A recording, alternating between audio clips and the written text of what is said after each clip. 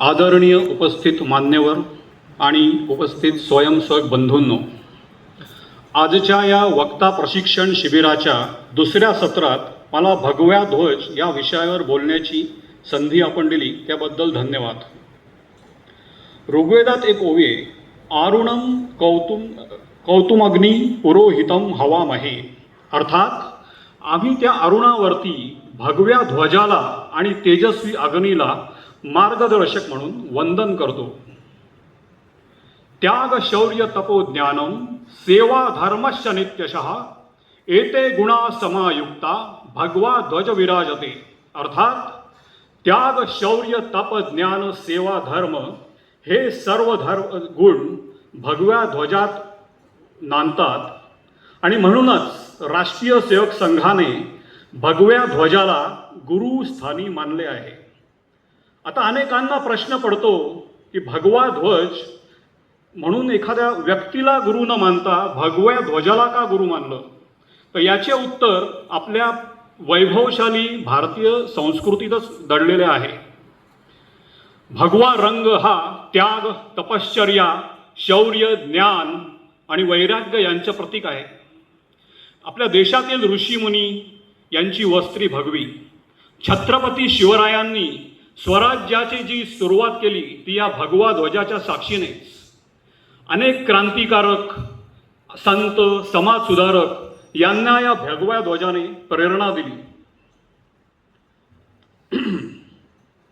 संघाने व्यक्तिपूजेऐवजी तत्वपूजेचा मार्ग स्वीकारला. व्यक्ती कितीही महान असली तरी तिला काही मर्यादा असतात, पण ध्वज हा मूल्यांचे प्रतिनिधित्व करतो.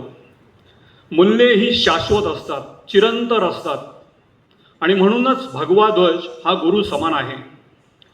समर्थ रामदास स्वामींनी म्हटलंय, जगी सर्व सुखी असा कोण आहे, विचारे मना तूच शोधून पाहे.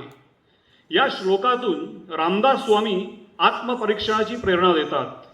तसंच आपला भगवा ध्वज आपल्याला आत्मपरीक्षण शिकवतो. मी समाजासाठी काय करतो, माझे जीवन समाजासाठी, राष्ट्रासाठी किती उपयोगी आहे, हे आपण हे भगवा ध्वज प्रत्येक स्वयंसेवकाला विचारत असतो.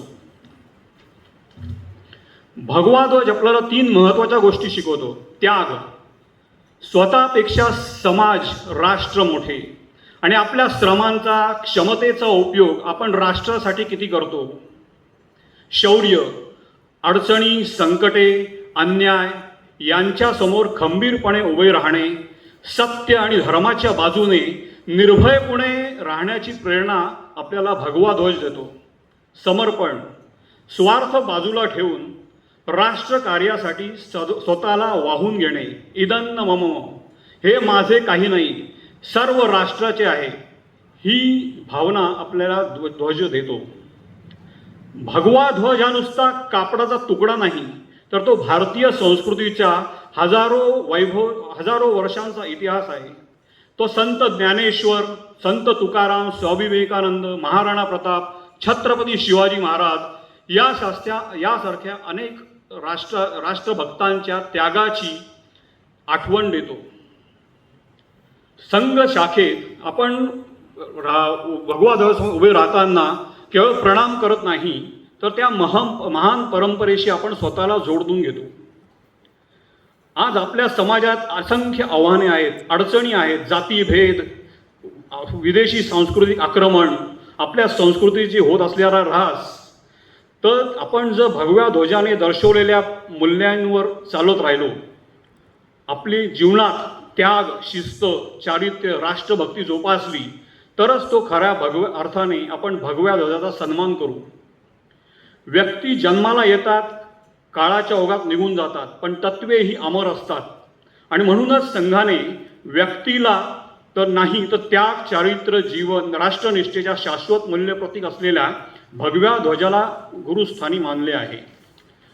गोळवळकर गुरुजी यांनी म्हटले आहे, भगवा ध्वज म्हणजे त्याग, तपस्या, शुद्ध चारित्र्य, अखंड राष्ट्रभक्ती यांचे मूर्तिमंत उदाहरण आहे.